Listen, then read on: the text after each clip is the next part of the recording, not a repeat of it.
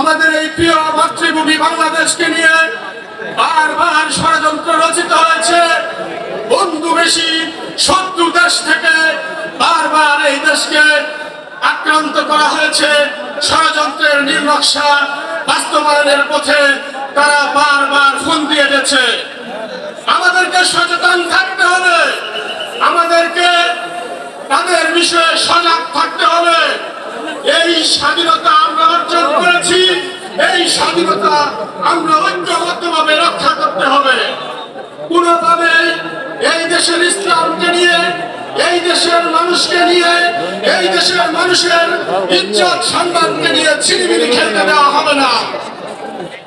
প্রিয় ভাইরা, আমরা ঐক্যবদ্ধ থাকলে কোন শক্তির সামনে আমরা মাথা নত করব না।